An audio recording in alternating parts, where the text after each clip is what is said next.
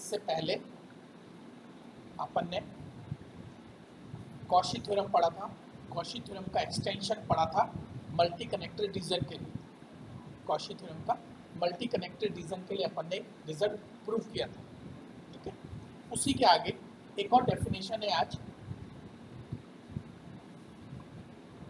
Indefinite integral, अनिश्चित समाकलन या प्रिमिटिव पूर्वक अनिश्चित समाकलन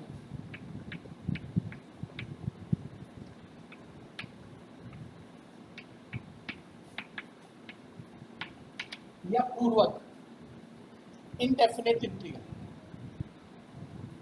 मान लीजिए कि एकश संबद्ध प्रदेश सिंपली कनेक्टेड डोमेन, एकश संबद्ध प्रदेश जी में एफ जेड वैश्लेषिक फलन, एकश संबद्ध प्रदेश जी के अंदर फलन एफ जेड वैश्लेषिक फलन है।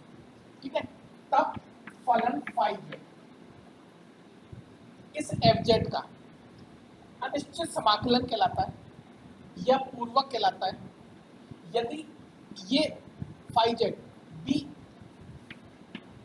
एकश संबद्ध प्रदेश जी में वैश्लेषिक फलन हो, ये इस जी के अंदर वैश्लेषिक फलन हो तथा for all z belongs to g, सभी बिंदुओं के लिए phi f z equal to f z या equal to integration f z d. ये इस एफ जेड का क्या कहलाएगा? अनिश्चित समाकलन या पूर्वक या प्रति अवकलज। ठीक है, ये एक डेफिनेशन थी अनिश्चित समाकलन की। दोबारा देख लीजिए कि एकश संबद्ध प्रदेश जी के अंदर कोई फलन एफ जेड वैश्लेषिक फलन है, तब फाई ये फंक्शन फाई फंक्शन इस जी के अंदर अनिश्चित समाकलन कहलाएगा या पूर्वक कहलाएगा यदि ये इस जी के अंदर वैश्लेषिक फलन हो तथा for all z belongs to G phi dash z बराबर एफ जेड या फाई जेड बराबर इंटीग्रेशन एफ जेड डी। तो ये इसका प्रति अवकलज या अनिश्चित समाकलन कहलाता है। ये एक डेफिनेशन है इनडेफिनेट इंटीग्रल। इसी से रिलेटेड एक थ्योरम है, इसको अपन जो भी लिख सकते हैं जेड नॉट टू जेड। ठीक है, थ्योरम का स्टेटमेंट क्या है कि यदि एकश संबद्ध प्रदेश जी में एफ जेड वैश्लेषिक फलन तब अनिश्चित समाकलन जो कि किसके बराबर है? तब अनिश्चित समाकलन, ये अनिश्चित समाकलन पाथ पर डिपेंड नहीं करता। जेड नॉट से जेड की तरफ आप गए, जेड नॉट से जेड की तरफ जब आप जाएंगे तो आप किसी भी पाथ से जाएंगे, पाथ पे डिपेंड नहीं करता, एंड पॉइंट्स पर डिपेंड करता। ठीक है, एक संबद्ध प्रदेश जी में फलन एफ जेड वैश्लेषिक फलन है, तब अनिश्चित समाकलन z not to z f z d z path पर डिपेंड नहीं करता। ठीक है, एंड पॉइंट्स पर डिपेंड करता। इसका प्रूफ देखो, मान लीजिए आपके पास ये एक पॉइंट है जेड नॉट एकश संबद्ध प्रदेश जी के अंदर, स्थिर बिंदु एक ये बिंदु है जेड पॉइंट। ठीक है, जेड से जेड नॉट से जेड की तरफ आप एक बार इस पाथ से गए, एक बार आप इस पाथ से गए। ठीक है, C1 C2 जेड नॉट से जेड की तरफ आप एक बार इस पाथ से गए, एक बार इस पाथ से गए। अगर दोनों को कंबाइन ले लें तो एक समवृत्त पाथ बनेगा, समवृत्त वक्र बनेगा कोई भी। ठीक है, और उसका नाम अगर अपन गामा दे दें तो गामा के अलोंग लाइन इंटीग्रल कितना होगा? अपन जानते हैं कॉशी थ्योरम से, गामा के अलोंग लाइन इंटीग्रल कितना होगा? 0। अगर ये क्लोज्ड एक वक्र बन जाए, कर्व बन जाए, उसका नाम अगर अपन गामा दे दें उस क्लोज्ड का, और तब अपन देखेंगे कि इस गामा के अलोंग लाइन इंटीग्रल कैसा होगा? 0, कॉशी थ्योरम से। ठीक है, इस गामा को अपन दो पार्ट्स में तोड़ सकते हैं, एक बार तो यहाँ से यहाँ तक, एक बार इसे। तो ये क्या हो सकता है आपका? इंटीग्रेशन C2 वर्मा वर्मावत दिशा में लिया है इसलिए C2 प्लस, और चूंकि इन दोनों का डायरेक्शन अलग अलग है ना, इक्वल टू जी। इसको और क्या लिख सकते हैं अपन, C2 मान लीजिए इसका नाम अपन R दे देते हैं, इसका S दे देते हैं, ठीक है। तो Z0 से बाया R Z FZ DZ plus ये आपका Z0 S और Z FZ G दोनों पाथ, ठीक है। इसको थोड़ा सा देखें तो ये आ जाएगा इक्वल टू 0 है, ठीक है। इसको उधर ले जाएं तो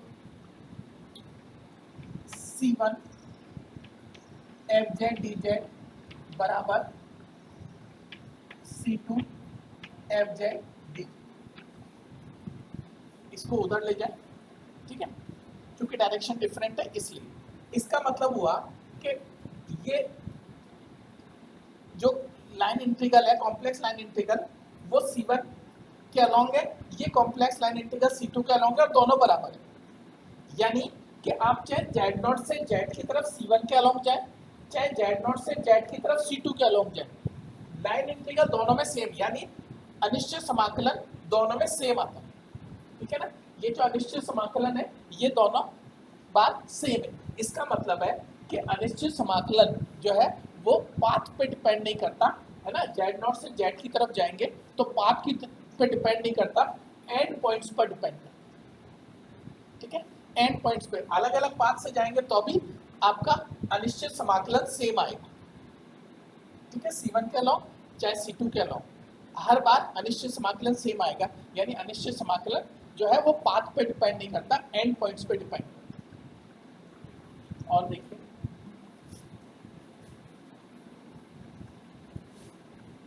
एक रिजल्ट है वो छोटा सा, वो देखते हैं वो क्या रिजल्ट है। कि एक प्रूव करना है आपको C dz z माइनस ए बराबर 2 पाई है, और C है जो z माइनस ए r। एक और रिजल्ट साथ में प्लस अपन को एक चीज और प्रूव करनी है, क्या, कि when C z equal to 1 है ना, तब अपन को और इसका मान निकालना है, इसका C dz अपॉन z, इसका और मान निकालना है अपन को, ठीक है। देखिए कैसे करेंगे।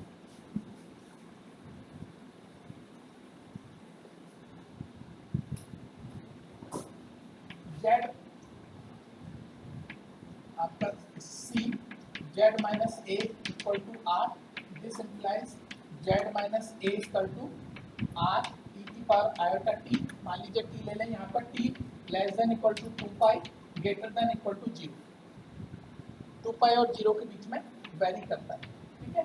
यहाँ से dz का मान कितना आएगा, r आयोटा e की पावर आयोटा t dt, ठीक है। ये dz का मान है।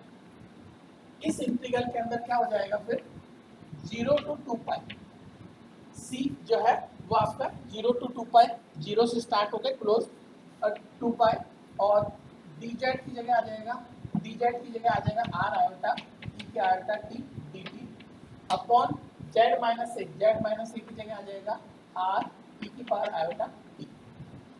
ये कैंसिल हो जाएंगे आपका, और आयोटा बाहर आ जाएगा 0 टू 2 पाई dt, और ये सॉल्व करेंगे तो अपना आएगा 2 पाई, वही आ जाएगा 2 पाई। अगर अपन इसका मान निकालें कि व्हेन जब C है 1, यानी A 0 है, अपने पास, R है वो 1, ठीक है, R है 1, तो उस केस में क्या हो जाएगा, 0 टू 2 पाई, ये 0 है तो dz अपॉन z, ठीक है। और यहाँ पर भी जब अपन इसको सॉल्व करेंगे तो r तो 1 है, ये कैंसिल हो जाएगा, ठीक है, और dt वही मान आ जाएगा सेम, कोई फर्क नहीं पड़ेगा इसमें, क्योंकि r आपका 1 है, उससे कोई फर्क नहीं पड़ेगा। यहाँ पर a है नहीं तो a यहाँ पर 0 है, तो उससे फर्क नहीं पड़ेगा, 0 to 2 पाई dz अपन जाए 2 पाई आ जाए, यानी इसका मान भी निकल गया कितना 2 पाई। इस तरह से अपन किसी भी इसका मान निकाल सकते हैं कॉम्प्लेक्स लाइन इंटीग्रल। ठीक है, इतना देखेंगे, बाकी का नेक्स्ट है।